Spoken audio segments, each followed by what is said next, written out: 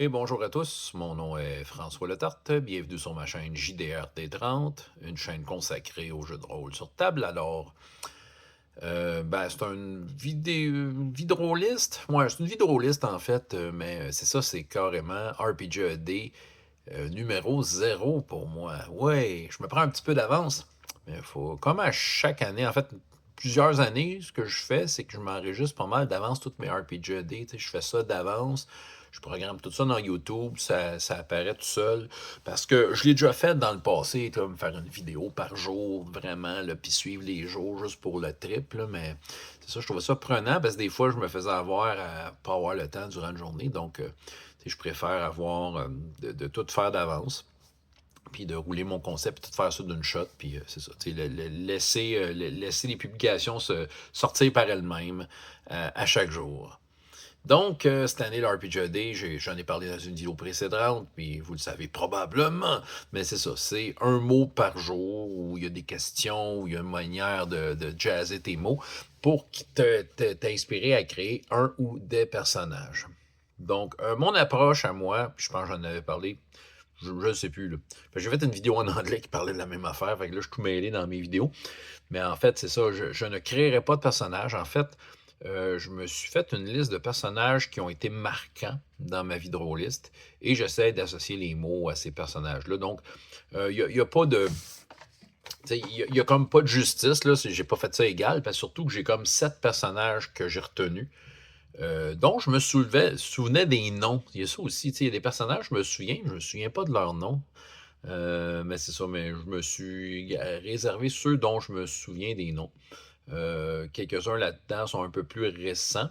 Il y en a un qui est très vieux, mais c'est ça. Mais je dirais que ces personnages-là, c'est tous dans les 10 dernières années. On dirait que les 10 dernières années, pour moi, en jeu de rôle, ont été plus marquantes. Faut dire aussi que j'ai été plus souvent joueur qu'avant. Tu sais, souvent, puis quand je me retrouvais joueur, c'était jamais très sérieux. Tu sais, je vais peut-être faire des mentions honorables sur des personnages dont je me souviens pas les noms, qui seront pas là. Puis ouais, je vais dire le nombre d'entrées sur les 31 qui vont être associées à chacun des personnages. Et je fais cette vidéo-là justement parce que je vais vous présenter chacun des personnages, vous en parler un petit peu. Et ça va être probablement un lien que je vais mettre dans chacun de mes RPG D parce que je pense pas représenter le personnage à chaque fois. Je veux que ça soit assez court. Donc la vidéo d'aujourd'hui va être longue parce que je vais faire le tour de tous les personnages que j'ai retenus. Donc, sans plus tarder, je vous les présente. Commencer par celui-là. Donc, évidemment, je vous montre le personnage et le jeu de rôle. Ça va être présenté à chacune des vidéos, ces feuilles-là, quand ça va être autour de ce personnage-là, être présenté avec le mot. Donc, ici, j'ai Beirut, qui est un B. Dans le fond, c'est une race que tu trouves dans le monde fantastique. C'est une race qu'on trouve dans le livre La Cité des voleurs. Donc, c'est une race qui vit à Port-Sable-Noir et qui joue un jeu qui s'appelle le baseball. Et oui, c'est une petite blague. C'est pas mon genre de joke d'habitude, mais je sais pas pourquoi je l'ai trop trouvé drôle, celle-là, quand j'ai lu ce livre-là. Faut dire aussi, c'est le premier livre d'On Héros que j'ai lu, fait qu'il y a quelque chose de, un peu, comme, moi je pourrais dire, nostalgique. Puis j'ai décidé d'en faire un qui s'appelait B. Ben, elle veut dire Beirut parce que c'est un B Beirut. Puis là, c'est bon. Je l'ai déjà fait cette joke-là pour ceux qui m'ont suivi. Là, c'est Babe Ruth, une vedette du baseball du 20e siècle. Bon. Alors, ouais, lui, son histoire, ben, en fait, c'est ça. Moi, j'ai décidé que c'était vraiment lui qu'on voit dans le livre dans ce héros. On dit pas c'est qui, lui. On fait juste le montrer. Mais moi, je dis c'est lui, Beirut. C'est le meilleur joueur. C'est un petit tannant. Il aime jouer au baseball. Puis c'est ça, son histoire n'est pas bien compliquée en fait. Il n'a pas eu une longue histoire, mais en fait, il s'est fait un peu montrer la porte du port Sable Noir parce que bon, avec sa balle de baseball, il a probablement brisé la vitre du baron qui est là. Hey, je me souviens plus de son nom. Honte à moi. Mais l'espèce de. Tu sais, bref, le, le gros caïd qui règne dans la ville, là, je vais essayer de me rappeler de son nom, mais en tout cas, il a pété une de ses vitres en faisant un coup de circuit, fait qu'il est en danger. C'est pas mal ça, parce que sinon, il a suivi un peu certains aventuriers, tout ça, mais c'est un excellent lanceur, lui, c'est ça. Puis, il y avait un petit côté religieux, le dieu de la mer. C'est ça, il y avait un petit peu de pouvoir par rapport au dieu de la mer et tout ça. Donc ouais, il est parti découvrir le monde et bon, c'est sûr qu'il va y avoir beaucoup de fantaisie sur lui parce que je ne l'ai pas joué tant que ça, mais ça fait partie d'un qui m'a marqué parce que je le trouve super cool. Donc, c'est Beirut. Beirut va apparaître 4 fois dans le RPGAD cette année. L'autre, un personnage que ça fait longtemps, un petit peu, une douzaine d'années, Irwin. Bon, ouais, je fais des recherches Google parce que en fait, c'était pas ça l'image que j'avais au départ, mais je voulais quoi de peu plus générique, donc ça se peut que vous le reconnaissiez, là. C'était une affaire générique, là, mais c'est juste pour vous donner une idée, là, un peu comment je le voyais. Donc, Aka Pathfinder, première édition, très important de le noter.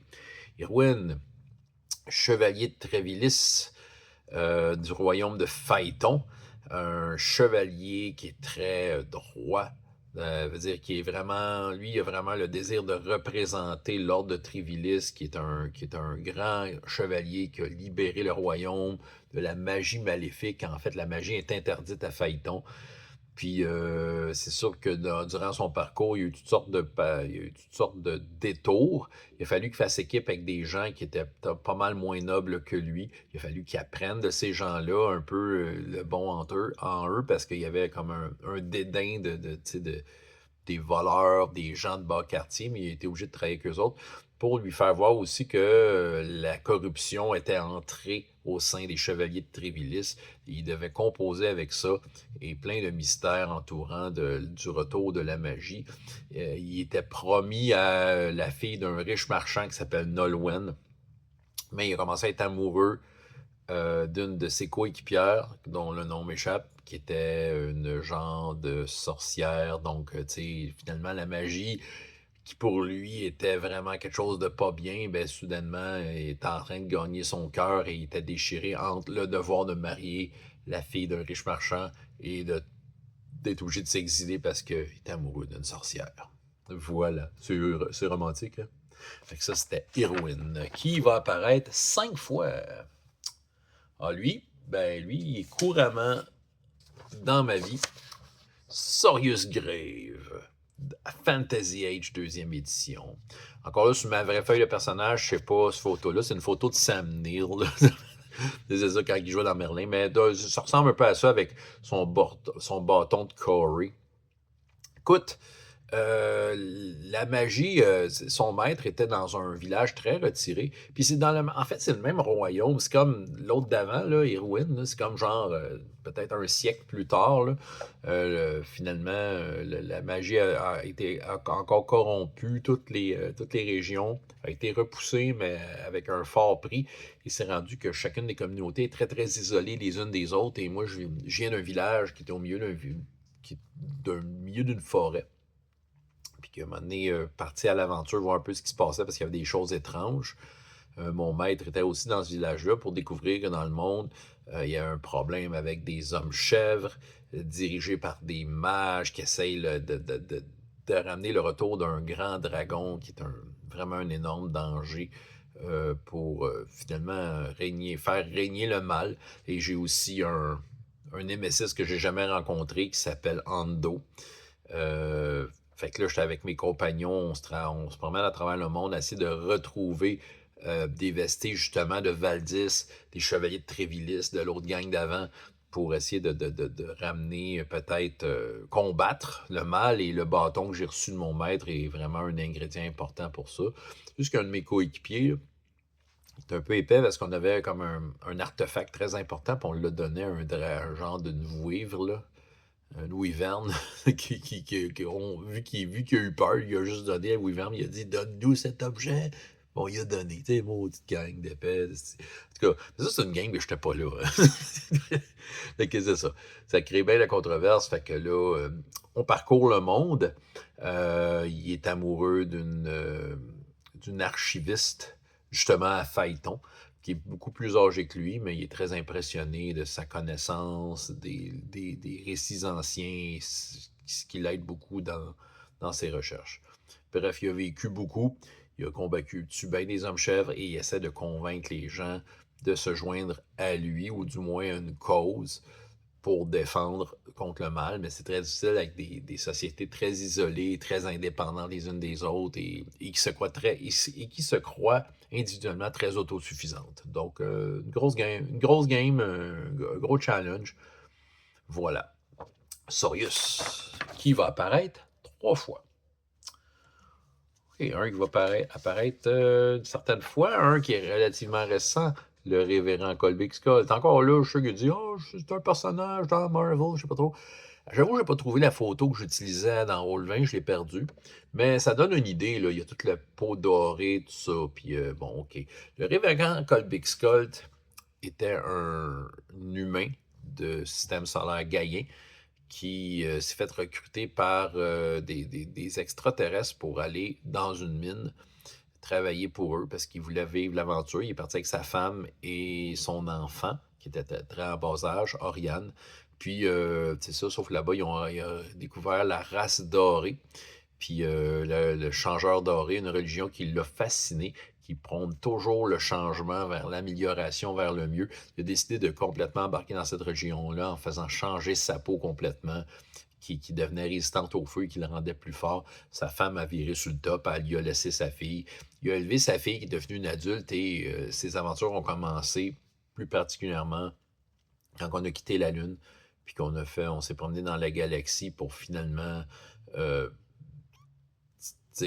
combattre l'effet d'un malheur, je l'ai dit, une malédiction, là, mais un mal qui se promenait dans l'espace, qui se répandait, qui s'appelait les monolithes, qui finalement contrôlait les esprits des gens. Et c'est ça, c'était. Puis lui, il avait comme des pouvoirs un peu, fait qu'à distance, les monolithes, quand il essayait de voir c'était quoi, les monolithes essayaient de le contrôler, mais il y avait le changeur doré de son côté, qui est un corps céleste dans l'espace, pour qui c'était un dieu pour lui, mais c'est un corps céleste qui observe l'univers, et à travers ça, il était capable d'être guidé dans la sagesse et trouver des solutions pour son équipage, l'équipage de son vaisseau. De seconde chance, vous entendez de l'eau. Fait que le révérend Colby Skull, qui est le seul personnage à date dans tout mon parcours, j'ai commencé avec, puis j'ai pu finir un arc au complet et finir une campagne et dire ah ok, là il a vécu tout au complet. Je l'ai beaucoup aimé celui-là. Il va apparaître 4 fois dans le RPGAD. Le prochain, quand je faisais mes mots, je suis très surpris. Il apparaît souvent. Il va apparaître 7 fois. C'est Gruff. Je vous en ai pas parlé tant que ça. C'est ça le pire. Une fois de temps en temps, je le mentionne. Bon, c'est une photo de Grizzly Adams, mais je l'imagine demain. C'est un Storvalien dans l'Aventurier, l'univers de The Dark Eye, qui se trouve, ça, c'est la 4e édition. C'est à cette version-là qu'on jouait, mais en fait, c'est l'œil noir. Torvalien, ça mesure 7 pieds, c'est ça. Puis lui, il a été recruté pour une expédition pour aider à faire une carte et trouver un chemin à travers le Orklands. Je me souviens plus des villes, mais il y avait comme une grosse capitale, puis il fallait qu'il rejoigne une autre capitale au nord, et au milieu de ça, les Orklands, là où il y a beaucoup d'orques. Et ses aventures tournaient autour de ça. Lui, c'est quelqu'un qui s'est sauvé de son village. Bon, le background, j'ai été avec le drama, là, mais c'est ça, il était accusé d'avoir tué la fille du maire, de qui il était amoureux. Dans le fond, c'est juste un bête accident. Là. Ils ont voulu s'en aller ensemble en cachette dans les montagnes, puis elle a glissé sur une roche, puis elle est tombée dans un ravin, puis elle est morte. Mais le monde l'accusait de l'avoir poussé en bas, tu sais. Fait que là, il avait un nom, mais il a décidé de s'appeler Gruff et de devenir un genre de chasseur, trappeur, pas loin de la capitale, jusqu'à temps qu'il entende parler de cette expédition-là. Et là, il était accompagné de Marvio, un gars, une fine lame et un elfe qui s'appelle Davon. Et Davon, lui, il était impressionné. C'est la première fois qu'il voyait un elfe. Puis pour lui, c'était très édifiant de suivre un elfe aussi sage dans cette expédition-là. Et ça le motivait beaucoup à le faire.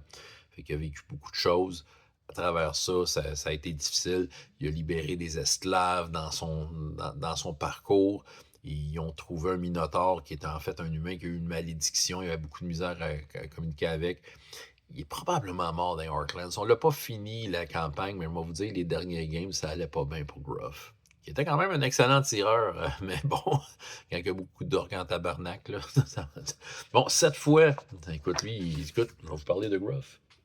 Le prochain. Oh là là, ça n'est un que je vous achète souvent avec. Je parle ici de brise-cœur. Et ça, c'est brise-cœur parce que j'avais. Bon, le Grumpf, peut-être pour ce dessin-là, parler un peu de la petite histoire, c'est que le Grumpf, dans un de ses gratuits du mois, tous les mois, il sort de quoi de gratuit. Puis un de ces gratuits-là, c'est ceux qui étaient sur le Patreon. Dans-dedans, je donnais de l'argent sur son Patreon. Il n'existe plus son Patreon, c'est rendu ailleurs, là. Il disait, hey, donnez-nous, moi, votre concept de personnage, je le dessine. Puis il a fait un recueil de tout ça qu'on peut trouver sur son site. Puis j'avais décrit de Brise-Cœur, le fait qu'officiellement, c'est Brise-Cœur pour évidemment All for One, Régime Diabolique. Que dire de Brise-Cœur? Il va être là juste 4 fois, étonnamment, dans le RPGD. Mais Brise-Cœur, écoute, c'est le charmeur de ces dames de Paris en 1636. Écoute, que ce soit les jolies filles de fermiers aux baronnes et femmes nobles, même venues d'à travers le monde, brise-cœur, et là, il leur fait fondre le cœur. Il est mousquetaire, évidemment, il est très fidèle au roi, surtout à sa reine qui aimerait séduire.